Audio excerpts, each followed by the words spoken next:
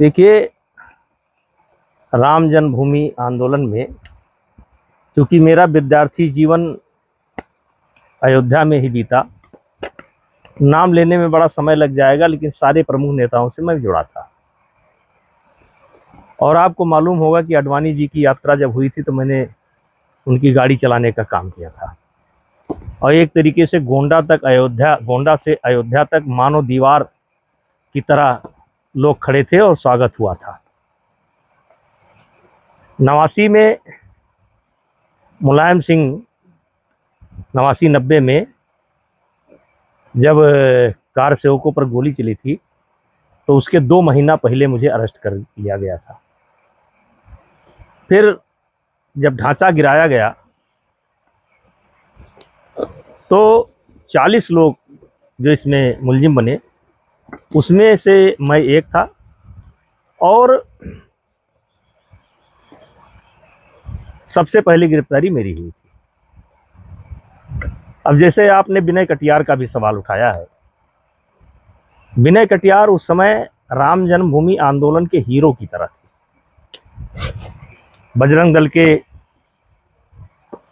राष्ट्रीय अध्यक्ष थे, अशोक सिंघल जी के कृपा पात्र थे, मंदिर आंदोलन के सारे नेताओं के वो चहेते थे।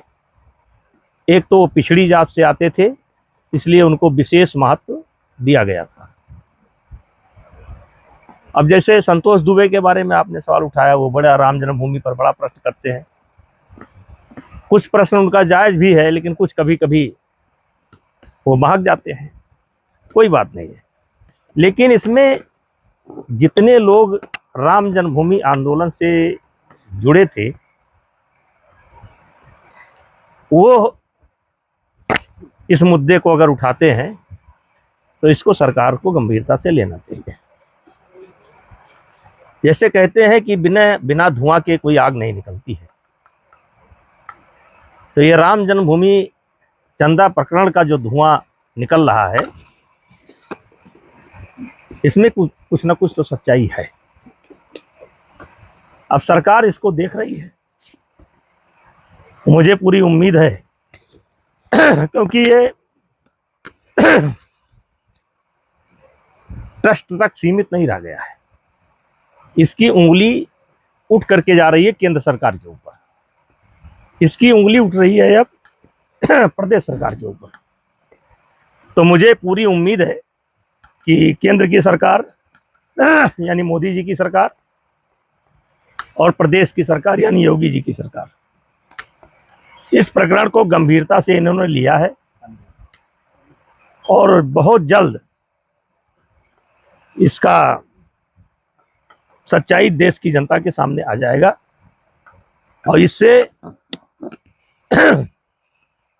बहुत झटका लगा है, लेकिन ये झटका जो है विनय कटियार ने नहीं लगाया है, ये झटका बृजभूषण सिंह ने नहीं लगाया है,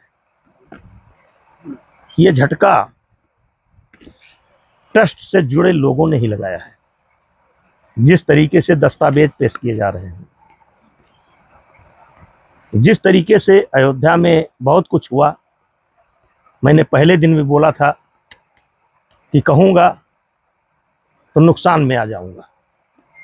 कुछ लोगों ने मेरे ऊपर व्यंग भी किया कि देखो पोल खुल गई, डरपोक है। अरे भाई, मेरे बोलने से क्या होगा? अब तो पाला ये सरकार के पाले में है और मुझे पूरी उम्मीद है कि सरकार इस पर को गंभीरता से लेगी और कार्रवाई करेगी। अयोध्या में जो हुआ बहुत अच्छा नहीं हुआ है। आखिर अयोध्या हम क्यों हारे? क्या इस बात की विवेचना होगी कि अयोध्या क्यों हारे? आए कोई मेरे साथ बैठे, मैं बताऊंगा अयोध्या क्यों हारे, ये अगल बगल की सीटें क्यों हारे। इसमें अयोध्या का बहुत बड़ा रोल है। अयोध्या से जहां फायदा होना चाहिए वहां नुकसान हो गया। जाने दीजिए। क्या आपको अभी मिथिलेश नंदनी जी ने एक आवाज उठाई थी, उनके आवाज उठाने के बाद 53 रास्ते खोले गए, 53 बैरियर हटाए गए। इसके पहले 18 बैरियर हटाए गए। जब मोदी जी का कार्यक्रम था, नृपेंद्र मिश्रा जी व्यवस्था के लिए आए थे, उस समय अयोध्या के लोगों ने शिकायत की थी। उस समय 18 ऐसे रास्ते जिन पर दीवार चुनवा दी गई थी। आखिर ये क्या हो रहा था अयोध्या में? ये अयोध्या को कैद करके क्यों रखा गया? चाहे हमारा देवीपाटन मंडल हो, चाहे बस्ती मंडल हो, चाहे गोरखपुर मंडल हो, चाहे आजमगढ़ हो, चाहे बाराबंकी हो, इनको अयोध्या से अलग क्यों कर दिया गया? इसका जवाब कौन देगा? अब जैसे गेहूं की फसल कटी है, हर गांव से गल्ला जाता था, अपने अपने मंदिरों को भूसा जाता था, गेहूं जाता था। ये 5, 6, 7 साल के अंदर सारी परंपरा बंद हो गई, क्योंकि रास्ता ही बंद था। ये कौन किया? आज अयोध्या के संतों की दूरी गृहस्थों से हो गई, क्योंकि संतों के पास इतना समय नहीं है कि हजारों संतों के दरवाजे पर जाएं। और गृहस्थ गेहूं लेकर जा नहीं सकता था, भूसा लेकर जा नहीं सकता था, घी लेकर जा नहीं सकता था, दही लेकर जा नहीं सकता था। ये कौन किया?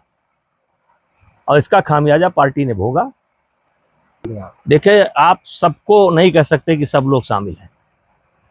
अब जैसे नृपेंद्र मिश्रा जी बड़े अधिकारी हैं, बड़े जिम्मेदार अधिकारी हैं और बहुत व्यवहारिक हैं, लेकिन उनको जो जिम्मेदारी दी गई थी, उन्होंने अपनी जिम्मेदारी पूरी की।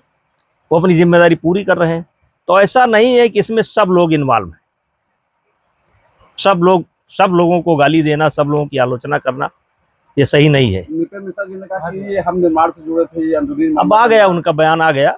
नृपेंद्र मिश्रा जी को मैं बिल्कुल निर्दोष मानता हूँ। क्या सरकार जो उचित समझेगी सब कराएगी।